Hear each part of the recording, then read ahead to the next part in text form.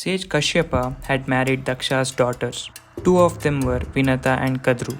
One day, Kashyapa told his wives Vinata and Kadru that he was going to perform yajna to obtain offsprings and asked them about their desires. Kadru wished to be the mother of 1,000 mighty snakes, whereas Vinata asked for 2 sons who would be more powerful than those 1,000 snakes. Kashyapa agreed and went away to perform the yajna. Kashyapa's son Indra arrived along with Valkylya rishis and other celestial beings to assist him by gathering fuel for the sacrificial fire. While helping, Indra was able to lift heavy logs with ease, whereas the rishis struggled. Seeing this, Indra mocked the rishis and they got offended by his arrogance, thought to themselves that his pride must be humbled. When the sacrificial fire was lit, the rishis declared in front of fire, "May another Indra be born, stronger than the present one, and capable of going anywhere and gaining strength like none another." Indra became fearful and sought Kashyapa's help to prevent this. After hearing the full story, Kashyapa explained to the rishis that Indra had been appointed as the Lord of Heavens by Lord Brahma himself. He then suggested that the new Indra created through the yajna becomes the Lord of winged creatures instead. Time passed. Vinata received 2 eggs and Kadru received 1,000 eggs. They both waited eagerly and anxiously for years for the eggs to hatch. Kadru's 1,000 eggs hatched first. Seeing this, Vinata became a little jealous and impatient. Unable to wait, she cracked open one of her eggs. From it emerged a premature baby who cursed her, saying she would become a slave due to her impatience. He added, saying if she waited patiently for the other egg to hatch, the baby from it would help her remove her curse. Saying this in anger, the baby flew away and became the charioteer of Lord Surya. A few days later, Kadru and Vinata were sitting outside their palace enjoying the evening when they saw the celestial horse named Uchchaishrava pass by. Kadru excitedly asked Vinata to look at the magnificent horse. Vinata immediately remarked that it was very beautiful and pure white in color.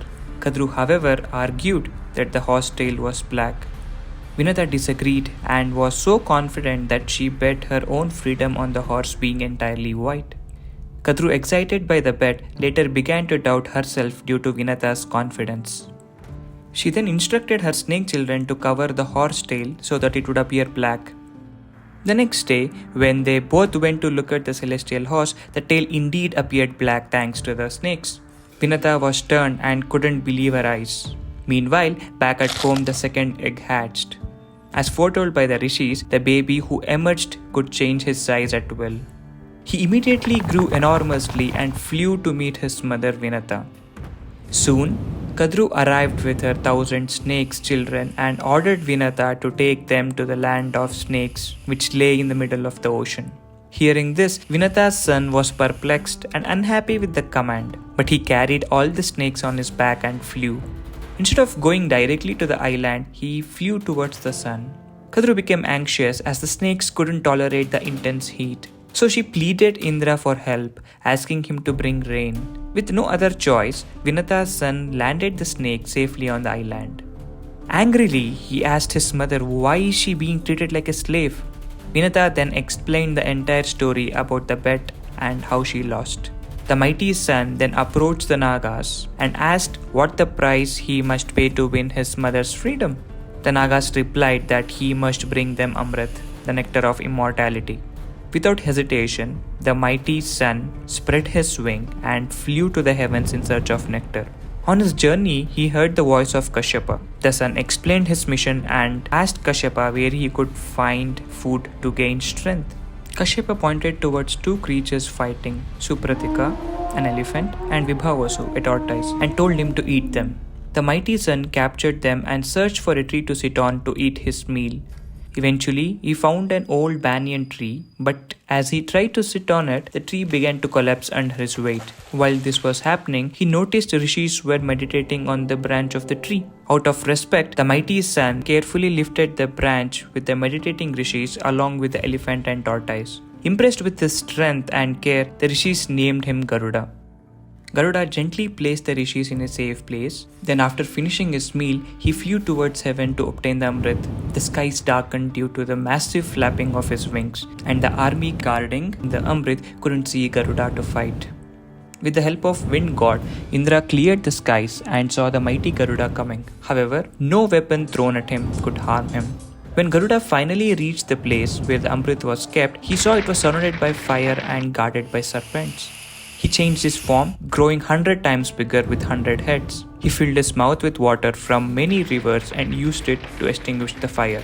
Then, shrinking his size suddenly, he flapped his wings, raised dust from the ground, and swiftly defeated the serpents to take the Amrit. As he was returning with the nectar, Vishnu saw him and was impressed that Garuda wasn't taking the nectar for himself but to free his mother. Vishnu approached Garuda and offered him two boons. Humbled, Garuda asked to be immortal and always to be seated above Vishnu. Vishnu smiled and granted his wishes, and made Garuda the emblem on top of his flag, ensuring he would always be above him. Garuda got pleased, in return offered a boon to Vishnu. Vishnu asked Garuda to become his vehicle. Garuda accepted, and on his way back, Garuda encountered Indra where he tried to throw Indrastra. Impressed by Garuda's strength, Indra offered his eternal friendship and invited Garuda to ask for a boon. Garuda thought for a moment and requested that snakes become his food as they had made his mother suffer. Indra granted the boon. Garuda then showed the Amrit to the Nāgas and demanded that they set his mother free. In the haste to attain immortality, the Nāgas freed Vinata. Before allowing them to consume the nectar, Garuda advised them to wash themselves in the nearby lake. While the snakes were away, Indra swooped in and reclaimed the Amrit, returning it to heaven. Out of desperation, the snake licked the grass where the Amrit was kept and it slit their tongue in half. This story emphasizes principles, dharma, and the consequences of one's actions. If you have liked this video, please like, share and subscribe to my channel for many more fascinating stories. Thank you.